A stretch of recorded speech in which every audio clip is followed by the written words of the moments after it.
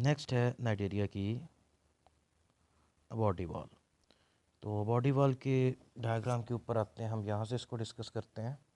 ये एक sorry टर्बिल area, not Nigeria. तो ये प्लेन एरिया की बॉडी को दरमियान से कट करके दिखाया गया है। तो बारी बारी इसके सभी ऑर्गन्स को डिस्कस करेंगे। तो ये बिल्कुल सेंटर के अंदर इसकी डाइजेस्टिव कैविटी है। डाइजेस्टिव कैविटी की ये लेयर है, इसको गैस्ट्रोडर्मस कहते हैं। इसके ऊपर जो ब्राउन कलर की कवरिंग है इसकी एपिडर्मस है। गैस्ट्रोडर्मस और एंडोडर्मस एक ही चीज़ है जो कि डाइजेशन से रिलेटेड, इसलिए इसको गैस्ट्रोडर्मस भी कहते हैं।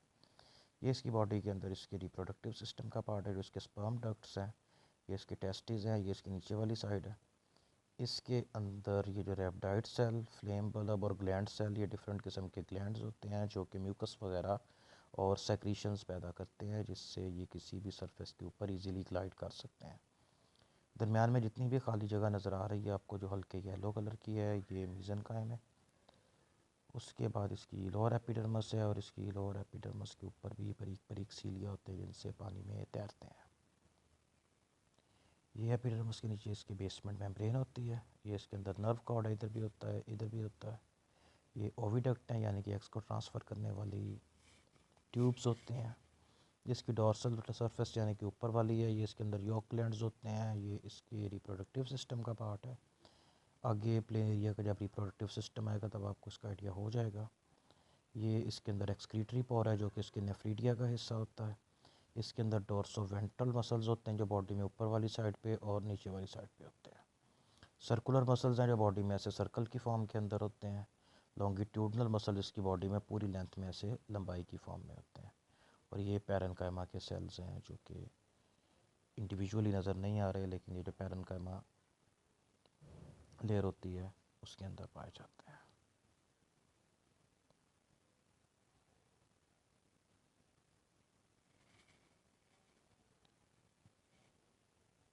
उसकी डिटेल भी पढ़ लेते हैं जब हो गया। तो नाइजीरिया की तरह से ही इसके अंदर जो एक्टोडर्मस के डेरिवेटिव यानी कि एक्टोडर्म से आगे बनने वाले जो स्ट्रक्चर्स होते हैं, इसके अंदर एपिडर्मस है जो कि इन्वायरमेंट के डायरेक्ट कांटेक्ट के अंदर आती है। एपिडर्मस के कुछ सेल्स ये सिलिएटेड होते हैं, इन पे सीलिया होते हैं, और कुछ के ऊपर बारीक बारीक फिंगर लाइक प्रोजेक्शन, उनको माइक्रोविलाई कहते हैं, जिस तरह से आपने इंसान की स्मॉल इंटेस्टाइन में पढ़े थे। बेसमेंट मेम्ब्रेन का काम ये होता है कि कनेक्टिव टिश्यू की एक लेयर होती है जो कि एपिडर्मस और नीचे मौजूद मीजोडर्म से बनने वाले टिश्यूज़ को अलहदा-अलहदा करती है। तो बेसमेंट मेम्ब्रेन एपिडर्मस की नीचे वाली मेम्ब्रेन होती है। तो इसकी बॉडी में बाहर वाली साइड पे सर्कुलर मसल्स पाए जाते हैं, अंदर वाली साइड पे लॉन्गिट्यूडनल मसल्स पाए जाते हैं। मसल्स की दोनों लेयर बेसमेंट मेम्ब्रेन्स के नीचे होती हैं। बाकी इसके मसल डोर्सो वेंट्रल होते हैं, और ये डोर्सल और वेंट्रल सरफेस के दरमियान में ओब्लीकली यानी कि तिरछे लगे होते हैं। ये है ना, तो ये मसल्स यहाँ पे इस रुख को ऐसे तिरछे रुख लगे होंगे। लॉन्गिट्यूडनल मसल्स और गैस्ट्रोडर्मस के दरमियान में लूजली ऑर्गेनाइज्ड पैरेन्काइमल सेल्स होते हैं जो कि मतलब कंप्रेसिबल होते हैं।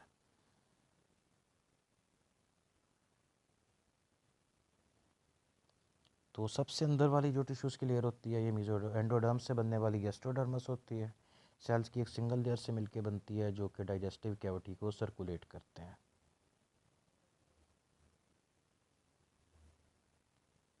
इसको दोबारा से देखें, ये इस वाले लेयर की बात हो रही है।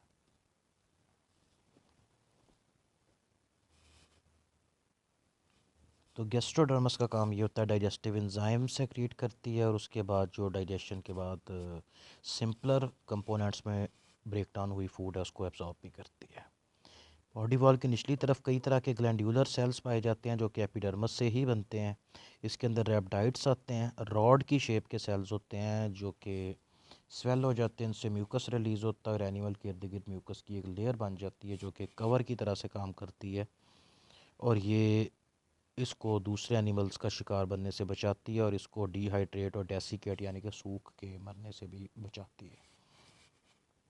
फिर एडहेसिव ग्लैंड्स होते हैं जो कि इसकी एपिथेलियल सरफेस पे ओपन होते हैं और इस तरह के केमिकल रिलीज़ करते हैं जिसकी वजह से ये एनिमल किसी सबस्ट्रेट के साथ चिपक जाता है। रिलीज़र ग्लैंड होते हैं, वो इस तरह का केमिकल रिलीज़ करते हैं कि चिपके हुए एनिमल का वो जो ग्लू लाइक सब्सटेंस है उसको डिज़ोल्व कर देता है और फिर ये वहाँ से अलहदा होके आगे चला जाता है। फिर है लोकोमोशन। तो टर्बिलेरियन बायलेटरली सिमेट्रिकल एनिमल्स का पहला ग्रुप है और बायलेटरल सिमेट्री उन्हीं एनिमल्स के अंदर पाई जाती है जिनका लाइफस्टाइल थोड़ा एक्टिव होता है। तो रेडियल सिमेट्री प्रिमिटिव करेक्टर है, जबकि बायलेटरल सिमेट्री को एडवांस्ड करेक्टर कहा जाता है। तो ये बॉटम डिवेलर पानी की तह में रहने वाले एनिमल्स हैं और ये सबस्ट्रेट यानी कि जो भी वहाँ पे रेत मिट्टी वगैरह पड़ी है उसके ऊपर ग्लाइड करके फिसलते हुए आगे को चलते हैं। ग्लाइडिंग के लिए ये सीलिया यूज़ करते हैं और अपने बॉडी मसल्स की ऑन्डोलेशन यानी कि वेव लाइक मूवमेंट्स को यूज़ करते हैं। तो जैसे जैसे ये मूव करते हैं ये एक म्यूकस की एक शीट यानी कि एक लेयर सी अपने नीचे बनाते जाते हैं जो कि इसके सीलिया को ट्रैक्शन यानी कि वो जो खिंचाव की फोर्स है वो प्रोवाइड करती है। बॉडी की निचली सरफेस के ऊपर सीलिया ज़्यादा होते हैं, इससे ये इजीली लोकोमोट कर सकते हैं। नेक्स्ट है डाइजेशन एंड न्यूट्रिशन। तो मैरीन टर्बिलेरियन के अंदर डाइजेस्टिव कैविटी नहीं होती। डाइजेस्टिव कैविटी मतलब कि टर्बिलेरिया के डिफरेंट मेंबर्स के अंदर सिंपल, कम्प्लेक्स और बहुत कम्प्लेक्स फॉर्म के अंदर पाई जाती है। तो ब्लाइंड कैविटी का मतलब ये है कि इसका सिर्फ एक ही ओपनिंग होता है, दूसरी इसकी ओपनिंग नहीं होती।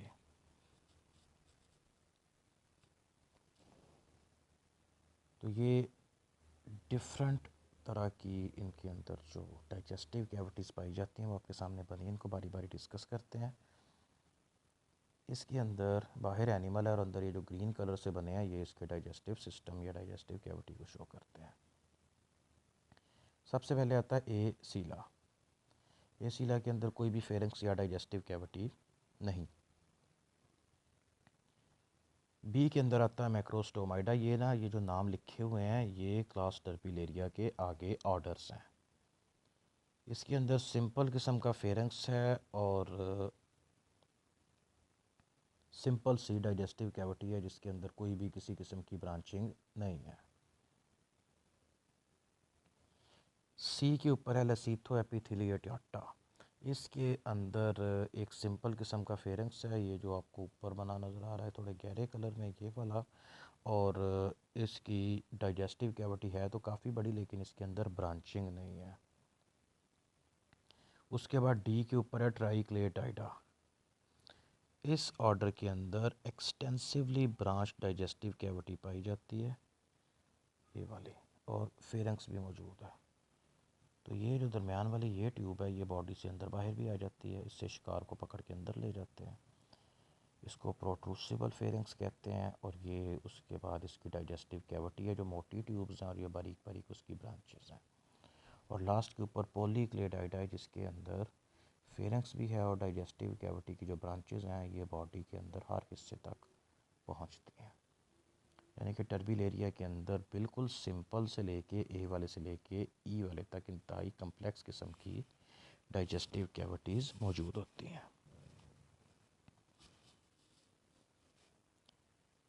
तो इटैलिक्स में जो लिखा है, एवोल्यूशनरी पर्सपेक्टिव से जितना भी डाइजेस्टिव सिस्टम ज़्यादा ब्रांच होगा उतनी ही उसकी एफिशिएंसी ज़्यादा होगी। मतलब सरफेस एरिया ज़्यादा होगा तो डाइजेशन और एब्जॉर्प्शन के लिए बेहतर है। किसी भी चीज़ की एब्जॉर्प्शन के लिए जितना सरफेस एरिया ज़्यादा होगा उसको एब्जॉर्ब होने में उतनी ही आसानी और जल्दी एब्जॉर्ब हो जाएगी। तो चूँकि इनके अंदर बाकायदा कोई circulatory system, capillaries, arteries, veins या ब्लड वगैरह नहीं होता, इसलिए फूड बॉडी में एक जगह से दूसरी जगह जाने के लिए सिंपल डिफ्यूजन का सहारा लेती है। जितनी ब्रांचिंग ज़्यादा होगी डिफ्यूजन उतनी ही बेहतर हो जाएगी।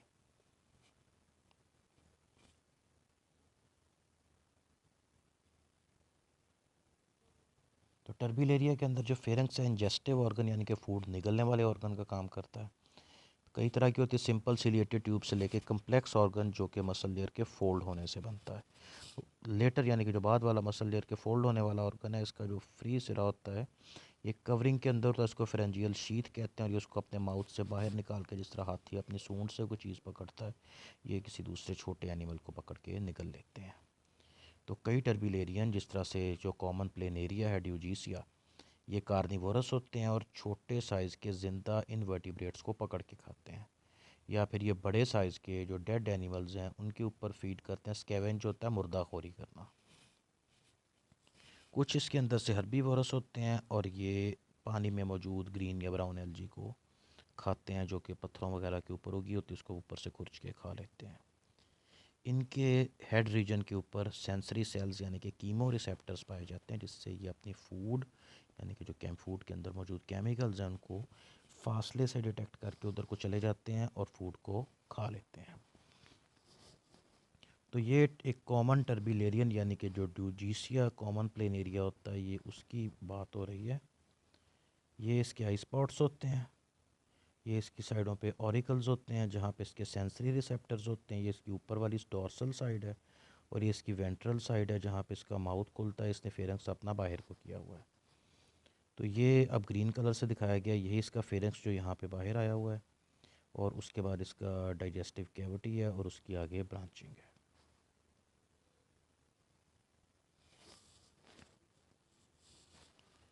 उसके बाद फूड की डाइजेशन पहले तो एक्स्ट्रा सेलुलर यानी कि डाइजेस्टिव कैविटी के अंदर होती है। जब फूड सेमी डाइजेस्टेड फॉर्म के अंदर आ जाती है तो फिर ये इसकी बॉडी के सेल्स के अंदर एब्जॉर्ब हो जाती है।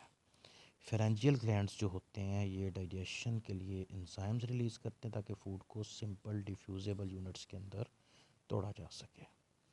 फिर इसकी डाइजेस्टिव कैविटी के अंदर फैगोसाइटिक सेल्स होते हैं जो फूड के छोटे छोटे हो चुके पार्टिकल्स को एंडोसाइटोसिस या फैगोसाइटोसिस से निगल लेते हैं, और बाकी की डाइजेशन फिर सेल के अंदर लाइसोसोम्स बन के कंप्लीट हो जाती है।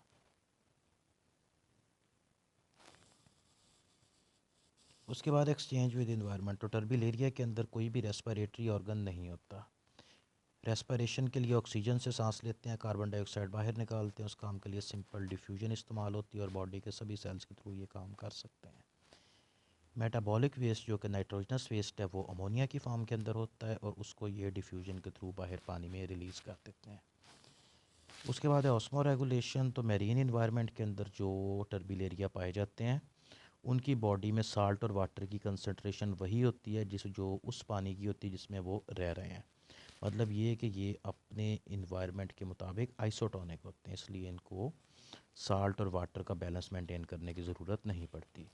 जो फ्रेश वाटर में रहने वाले टर्बिलेरिया होते हैं उनकी बॉडी में साल्ट की परसेंटेज ज़्यादा होती है, सराउंडिंग वाटर में कम होती है, यानी कि वो अपने इन्वायरमेंट के हिसाब से हाइपरटोनिक होते हैं और उनका इन्वायरमेंट हाइपोटोनिक होता है। इसलिए ये अपने प्रोटोनेफ्रीडिया को यूज़ करते हैं और अपनी बॉडी के अंदर से जो पानी है उसको बाहर जाने से और साल्ट्स को अंदर आने से रोकते हैं। अगर साल्ट्स आ जाएं उसको नेफ्रीडिया से बाहर एक्सक्रीट कर देते हैं। तो एवोल्यूशनरी पर्सपेक्टिव इसका ये है क्योंकि इनके अंदर बाकायदा किस्म के एक्सक्रीटरी ऑर्गन जो कि प्रोटोनेफ्रीडिया की शक्ल के अंदर होते हैं, इनको फ्लेम सेल्स कहते हैं, वो बने इस वजह से ये मेरीन वाटर से निकल के फ्रेश वाटर में रहने के भी काबिल हुए।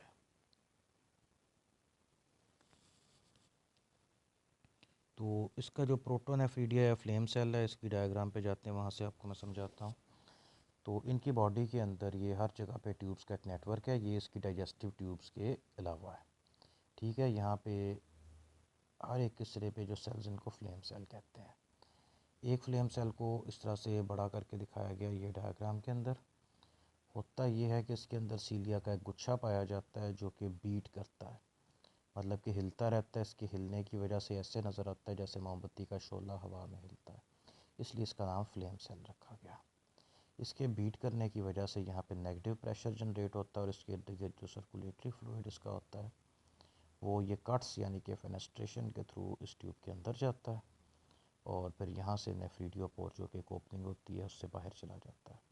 तो इस तरह के फ्लेम सेल इसकी बॉडी में बहुत सारे होते हैं, जिससे इसकी बॉडी में जो वेस्ट होते हैं सीलिया के बीट करने से इस ट्यूब के अंदर, और इस ट्यूब से यहाँ से नेफ्रीडियो पोर जो कि फ्लेम सेल की ओपनिंग होती है वहाँ से बॉडी से बाहर चले जाते हैं।